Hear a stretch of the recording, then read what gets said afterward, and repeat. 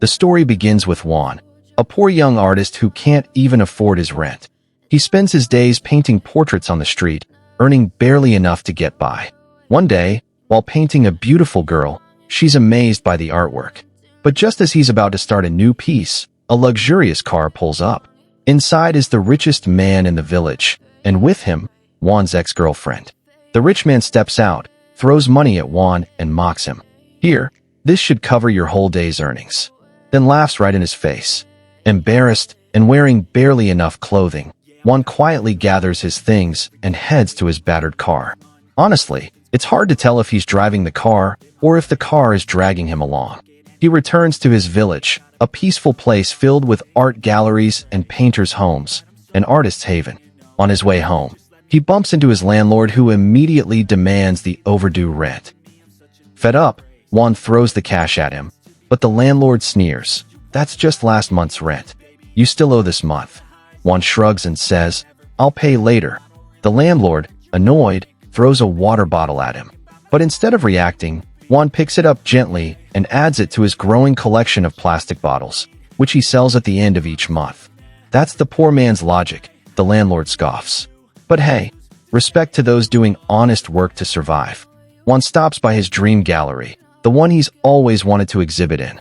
He approaches the gallery owner once again, asking him to sponsor his art. He even hands over a small amount of money. The owner laughs. This doesn't even cover 1 square meter of wall space. He walks off. Juan follows him upstairs, still pleading.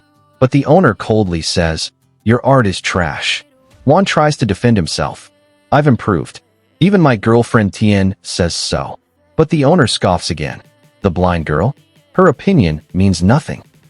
Then he points to a painting of a potato. "This makes me hungry. That's real art." Crushed, Juan walks away. Tien, his girlfriend, lost her sight years ago due to an eye condition. She works as a massage therapist, the only job she could find. Unfortunately, the job makes her vulnerable to harassment. One day, Juan catches someone assaulting her and immediately seeks revenge. He does to them exactly what they did to her. "Now do you feel what she felt?" he yells. But instead of feeling remorse, they gang up on him and beat him badly. That night, Tien tends to his wounds. Juan, ever the exaggerator, claims he fought them all off. "I left them crying," he boasts. Tien, who actually heard the screams, smiles and says, "Yeah, I heard them crying too," unaware the cries were from Juan himself. To lift her spirits, he surprises her with a pair of shoes she'd wanted. She's thrilled. They dance for a while. And just as Juan leans in for a strange mouth-to-mouth moment, Tien suddenly senses someone else nearby. "Who's that?" she asks. Juan lies. "Just a friend who got evicted. He's staying with me." He warns his friend to stay quiet. But Tien feels uneasy and leaves. Later, Juan and his friend sit on the rooftop, drinking some sauce they found. They get so drunk they pass out. Then, a spaceship appears above them. Juan wakes up, stunned, and tries to wake his friend, who is completely knocked out. He sees 3 aliens step out of the ship, dressed like cartoon characters. They begin drawing. Juan grabs his phone to take a picture, but forgets the flash is on. The aliens notice and vanish instantly, along with their ship. But they drop something before disappearing. Juan checks it. It's a pen. He pockets it and passes out. The next morning, he wakes up shaken. His friend jokes, "You dead or just asleep?" Juan starts telling him about the spaceship and aliens. Strangely, his friend finishes the story for him. Turns out Juan was mumbling the entire thing in his sleep. He even drew the aliens before bed. Later, Juan is out painting portraits on the street again. He runs out of a specific color and searches his supplies, but finds nothing. Then he remembers the alien pen. He decides to try it on a separate sheet first. The moment he draws, something strange happens. The drawing turns real. In shock, he draws an apple. It becomes real too. He eats it. Definitely real. Excited, he grabs what's left of the apple and runs to his friend to prove it. His friend, as always, laughs it off and eats the rest of the apple. To prove it again, Juan draws a gold bar like his friend suggests. At first, nothing happens. His friend mocks him and throws the paper out the window. But then they hear a scream. An old man got hit in the head by the paper. And on the ground, a real gold bar. The man snatches it and walks off casually. Now his friend believes. He tells Juan to draw a bigger gold bar. Juan does, and it works. Now that they've figured it out, Juan draws a massive palace. It appears out of nowhere in the middle of the city. People are stunned. The police arrive, confused. This wasn't here 5 minutes ago. Who built this? They try to enter the palace. Realizing it's a mistake, Juan tries to undo it. He discovers a button on the pin that erases anything drawn. He presses it, and the palace vanishes instantly. Everyone is shocked. Back at home, his friend suggests drawing money. Juan draws stacks of bills. The room floods with cash. Later, the building owner comes by and yells about trash outside. He scolds a girl and tries to insult Juan too. But then Juan and his friend step out, dressed like rich clowns, thinking it's how wealthy people look. Juan hands over 100 years of rent in cash. The landlord is speechless. Soon, Juan shows up in luxury cars with girls surrounding him. He heads to a high-end real estate agency to buy the palace of his dreams. There, he runs into his ex and her new man, who refuses to buy her a simple $15 million villa. Juan pulls out cash and buys 2 palaces in front of her. She instantly regrets leaving him. That night, Juan surprises Tien by taking her to her very own palace. He asks her to guess what's in front of her. She already knows. It's the $40 million palace everyone's been talking about.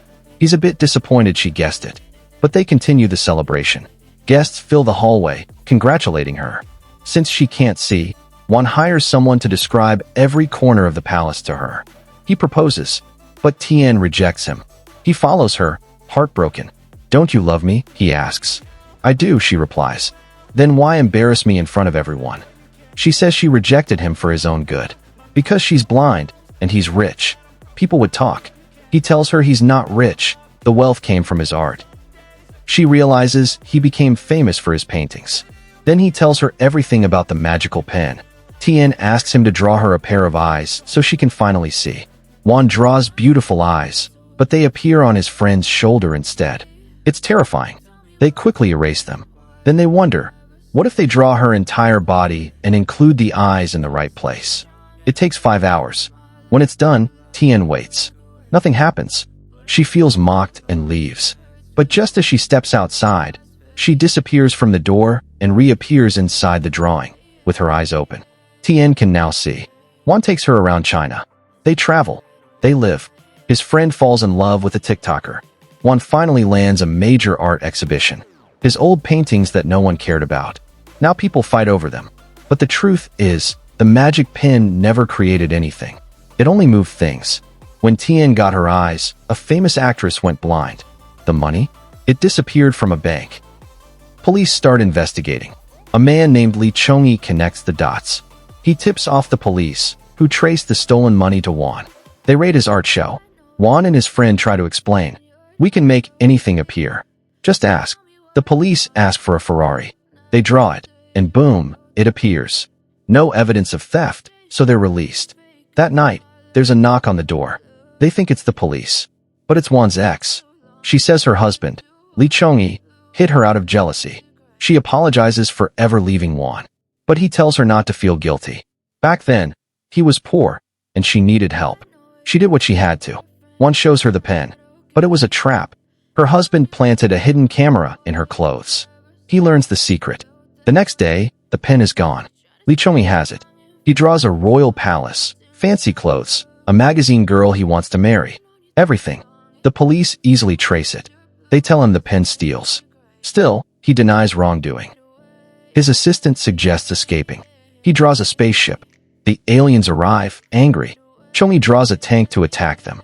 But the aliens overpower him. They demand their device back. One alien gets angrier. He sees the pen was modified. One steps in and confesses. He changed the device to look like a pen. The alien is impressed by his honesty. He says, "Your planet has good and evil, just like ours." They take the device and prepare to leave. Before they go, Juan asks for one last favor. Return everything taken by the pen to its original place. The alien agrees. Just like that, everything is restored. Tien's eyes, the palace, the clothes, all gone. Even the alien's ship disappears, so they run at lightning speed to avoid being captured. The police arrest Chongyi for kidnapping the model. His wife apologizes to Juan. She had no idea about the hidden camera. And with that, the story of the magical pen ends. Life goes back to normal. No one buys Juan's paintings anymore. But Tian opens her beauty salon again. And yes, they get married. They even have a child. And that was the end of our story.